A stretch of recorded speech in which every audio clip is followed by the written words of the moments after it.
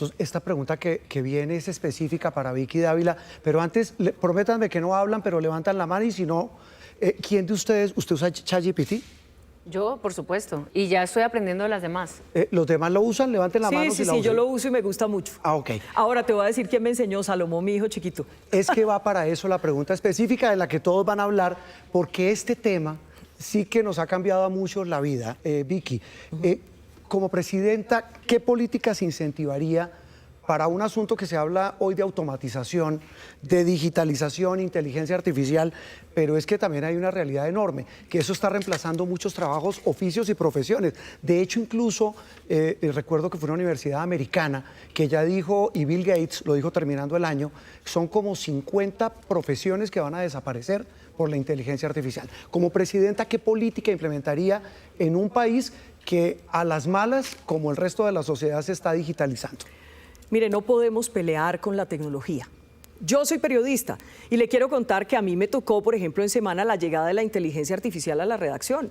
Y entonces hay el temor de que entonces se acaban los reporteros. La respuesta es no.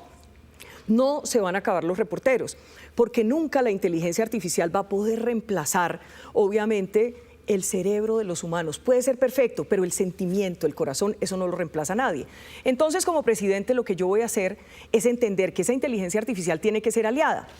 Por eso, para los jóvenes, muchos cupos, tenemos casi 3 millones de muchachos que no estudian y no trabajan, muchos cupos para que estudien inteligencia artificial en un año, cuando reciban su cartón, cuando se gradúen. Yo, como presidente, les voy a garantizar que pueden tener su primer empleo. ¿Se imagina que nosotros nos volvamos en América Latina una potencia en inteligencia artificial? Eso permite mucho emprendimiento, permite que los muchachos desarrollen ideas, que hay que poner ahí crédito, mucho crédito, mucho crédito. Eso me parece que es fundamental decirlo. Y el tema de la tecnología, nos está faltando ese salto. Necesitamos internet en todo el país, que todas las escuelas lo tengan. Esa posibilidad de la inteligencia artificial lo que permite es que seamos más eficientes. Así que yo voy a trabajar con la inteligencia artificial contra el crimen. Voy a trabajar con inteligencia artificial para mejorar cómo se utiliza, por ejemplo, el presupuesto en la salud. Yo me quedé aterrada el otro día, conocí a unos emprendedores que utilizan la inteligencia artificial para minimizar los desperdicios en las clínicas. Eso es una berraquera. Entonces, para mí la inteligencia artificial va a ser fundamental a la hora de gobernar. A todo hay que meterle inteligencia artificial para descongestionar los despachos de la justicia. También es muy buena herramienta. Va a ser mi aliada. Sí. De la mano de la inteligencia artificial viene algo muy concreto, que es la automatización, incluso la robotización. Estamos viendo en este mundo global, por supuesto, que ya en China vemos cómo los robots están empezando a reemplazar algunos trabajos domésticos específicos. Por ejemplo, políticas públicas para atender a los mayores, a las personas mayores. Estamos hablando de que en Colombia no hay saneamiento básico, que no hay inodoros en las casas, pero al mismo tiempo tenemos que abordar esta realidad global. ¿Usted le jalaría a una política pública de robotización, por ejemplo, en algunos casos? Más allá que la robotización, que me parece un reto interesante, en un país donde tenemos hambre, inseguridad, donde a esta hora están haciendo miles o quizás millones de colombianos fila, pues hablar de robotizar tal vez no sea lo más urgente. Lo que sí le puedo decir es que nosotros podemos acabar con los trámites. Eso, los trámites, la regularización. Pero hablar de robotización, pues no creo que sea una prioridad en nuestro país. Ahora bien, la ciencia, la investigación, sí la tenemos que impulsar, porque hay mucho talento en Colombia, en las universidades, en los círculos de pensamiento. Eso sí lo vamos a impulsar. Lo que ha hecho este gobierno es una vergüenza, cuando deja 300.000 millones de pesos de presupuesto para la ciencia. Eso sí no lo podemos aceptar. Abrimos el debate. Enrique Peñalosa había levantado la mano y ya le doy la palabra a los demás. ¿Por qué se ríe con esta pregunta? Sí. Bueno, usted se ríe siempre. Sí, pero... ¿por qué no?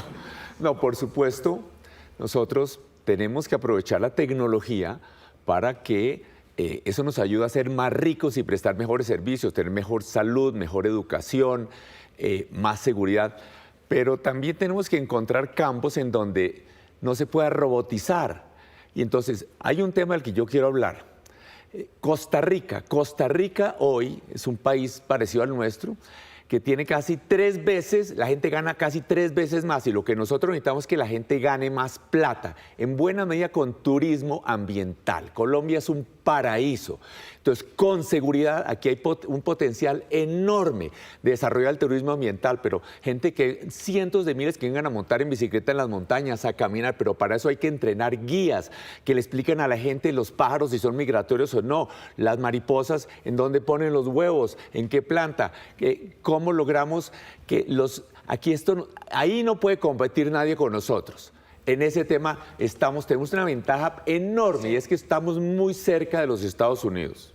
Y aquí hay un tema que es la educación. ¿Qué estudiar y qué no estudiar? Muchos pelados hoy dicen, ¿qué hago con las carreras que seguramente van a terminar obsoletas por el tema de la inteligencia artificial, candidato Aníbal Gaviria? Que estudien inteligencia Juan artificial. Roberto. Sí, pero ¿cómo? En un Juan país Roberto. donde no se sabe cómo estudiar Con eso. el SENA, Sí, con el Juan Roberto. ICETEX. ¿Cómo abrirlo? Y ya le doy la palabra Yo a creo Vicky. que el tema de tecnología, que es el que estamos tocando, y inteligencia artificial, que es una parte, no, eso no le podemos tener miedo.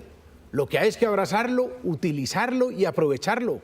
La tecnología nos ofrece grandes oportunidades y eso es parte fundamental del país que queremos. No un país que esté mirando atrás, sino que esté mirando adelante y que se conecte con el futuro. Tecnología, por Dios, para atacar la inseguridad, para fortalecer la fuerza pública, para darle elementos para que combata más contundentemente a la criminalidad. Tecnología, por supuesto, para atacar la corrupción en el Estado y en cualquier parte. Esa es una herramienta trascendental. Sí. Tecnología, para mejorar la eficiencia del Estado, pero además, para terminar, tecnología para la educación. Por supuesto, para facilitar que la educación llegue a las zonas rurales, pero además para que haya un pensum cada vez más conectado a las nuevas carreras y a las nuevas oportunidades tecnológicas. La tecnología desplaza mucho fuerza laboral, pero si es bien utilizada, puede traer todavía más trabajo. David Luna. Paciencia, por favor, en esta respuesta, porque No tanta. esto cambia el país. O usted sigue haciendo lo que llevamos haciendo hace 40 años, no resolviendo los problemas, o entiende que la tecnología es el mejor aliado. Claro que en Colombia hay que reentrenar y claro que hay que recapacitar para evitar perder empleos, pero la tecnología va mucho más rápido que los gobiernos, mucho más rápido que los presidentes, y acá hay talento juvenil digital.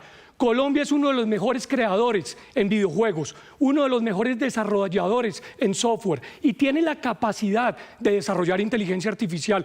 ¿Qué es lo que necesitamos? Decisión política. Yo por eso soy un presidente diferente. Conozco este tema y entiendo perfectamente que el bilingüismo, que las habilidades blandas y que la formación en inteligencia artificial va a permitir una cosa y termino. Juan Roberto, que un pelado desde su casa se pueda conectar con Estados Unidos, con India, con Estonia, recibiendo a la hora $150 la hora. Eso mal contados, son 600.000 pesos. Ahí hay salario digno. Hay que pensar distinto. No podemos seguir en lo mismo de hace 40 años. Vicky Dávila, para el cierre de este debate. Simplemente una cosa que me parece importante en el sentido de nosotros estamos de frente contra la corrupción. Yo como periodista eso es lo que hice durante 33 años, enfrentar a los corruptos, denunciarlos, me odian, me tienen terror porque no me les arrodillé y porque no tengo precio. Entonces, inteligencia artificial para auditar, para que podamos detectar la corrupción. Eso va a ser fundamental a la hora de dar esta lucha, para desvertebrar todas estas organizaciones de lavados de activos, esas mafias enquistadas en el Estado. Este gobierno dijo que iba a acabar con la corrupción y ha gobernado con ella, se eligió con ella. Eso no va a pasar en nuestro gobierno y por eso tenemos que elegir bien, votar el 8 de marzo, pedir el tarjetón, buscar la gran consulta por Colombia y votar por Vicky Vamos Dávila. a cerrar, Vicky, pero es que yo creo que hay varias preguntas de este tema. María Alejandra. Pienso, escuchando todo esto, estos riesgos y también estas oportunidades, como ustedes lo mencionan, de la tecnología en el tema electoral. La inteligencia artificial, los bots, las redes sociales, ¿van a engañar? ¿Es posible que engañen a los colombianos, que confundan a los colombianos con su voto? ¿Ustedes están blindándose desde sus campañas para hacer de esto una auditoría forense digital que permita que no haya una tergiversación un poco de todo lo que se está generando a través de la inteligencia artificial en las redes sociales para esta campaña? ¿O eso no existe y es una historia creada por la fantasiosa mente siniestra. Siniestra, sí. No, pero De la verdad, teoría de la incluso conspiración. le auno a la pregunta de María Es una Alejandra. declaración que es una preocupación con Juan Roberto que está en el mundo, Claro. alrededor de cómo se cuida la democracia, alrededor de este Y en medio de la- desafío que trae la tecnología. Y en medio de la perversión, excúseme la palabra, no de ustedes, sino digo de la política hoy, es más importante contratar a quien maneje bodegas o bots a que el que haga una estrategia política. Por favor, de a 30 segunditos, rápidamente. David. Luna, y ya le voy con los demás. Como usted hace la campaña, usted gobierna. Yo soy un tipo de principios, de ética, y no voy a contratar ni he contratado nunca bots. ¿Que los hay? Claro que los hay. ¿Que los utilizan para el desprestigio? Claro que los utilizan para el desprestigio. ¿Que compran conciencias para que algunos influencers opinen lo que no piensan? También. Pero acá es clarísimo, y esto es un mensaje para ustedes. Siempre conozcan cuál es el candidato, qué ha hecho, cómo ha votado, qué decisiones ha tomado, porque acá de lo que está en juego es elegir un buen ser humano que conozca el Estado y que tenga capacidad de resolver sus problemas. Vicky Dávila. Las bodegas en medio de la campaña política sí existen. Tienen pagos millonarios, deforman a las personas, deforman a los candidatos, calumnian, injurian y son como una horda de langostas. Eso es verdad. Y no solamente se está utilizando por parte del gobierno, que lo empezó a utilizar en las campañas, sino que también de parte de la oposición. Ahí hay gente que utiliza eso. Yo no utilizo, no pago un solo peso a un tuitero, no pago un solo peso a un influencer. ¿Por qué? Porque he encontrado una cosa. Y es que cuando voy a las regiones, la gente sí sabe uno quién es. La gente no come cuento, la gente no se deja desfigurar. Así que sí van a influir, pero no tanto como la gente cree. No podemos tener un presidente que sea creado por las bodegas, por favor. Enrique Peñalosa. No, por supuesto, en esta era de las redes, la cantidad de calumnias y mentiras es impresionante y por eso más que nunca es importante el periodismo de verdad. Pero las calumnias han venido andando por ahí desde hace años, incluso antes de las redes sociales. Por ejemplo, cuando se inventaron que los volardos que yo puse para proteger a los peatones, para proteger a los ciudadanos que caminan e impedir que una minoría de mayores ingresos de carro y respetar a la persona en silla de ruedas o en un coche bebé, se inventaron unas calumnias y muchísimos colombianos piensan que yo hice negocio con los volardos cuando ni siquiera una investigación hubo, ni siquiera una nota de prensa. Entonces los ciudadanos por eso tienen que fijarse en los hechos y en los resultados, la integridad absoluta. Esa es lo que tienen que buscar y tienen que mirar y no creerle mucho a veces a tantas calumnias que andan por ahí rondando. Aníbal Gaviria. Sí, por supuesto, eso es algo que está sucediendo en Colombia y está sucediendo en el mundo entero. Pero tenemos que confiar en los ciudadanos y tenemos que buscar escenarios como este que está ofreciéndonos Caracol para tener el contacto más directo, para que ellos se puedan formar una idea clara de qué están proponiendo y qué son cada uno de los candidatos. Aníbal Gaviria tiene ya 3 gobiernos, 2 gobiernos en Antioquia, un gobierno en la alcaldía de Medellín. La gente me conoce, sabe quién soy yo. Eso es lo que tiene que mirar. Pero adicionalmente, mandar el mensaje. No se dejen echar cuentos que no votar el 8 de marzo. Hay varios candidatos casualmente que están pidiendo a la gente que no vote el 8 de marzo. Yo sí les digo a todos los colombianos, voten el 8 de marzo, porque uno vota y así fortalece la democracia. ¿Qué tal que nos vengan estos candidatos a decir no a la democracia? Respetemos y valoremos la democracia. Tenemos al lado Venezuela.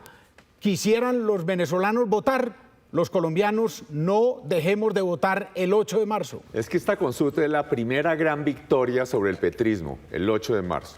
David Luna, 5 No, segundos. simplemente decir la corresponsabilidad que tienen, por supuesto, las redes sociales, no solamente para luchar contra los graves problemas de salud mental en nuestros niños, en temas de, por supuesto, ansiedad y depresión, y yo por eso insisto que los niños menores de 14 años no pueden tener acceso a las redes sociales y las voy a prohibir, como lo vengo diciendo desde hace varias semanas.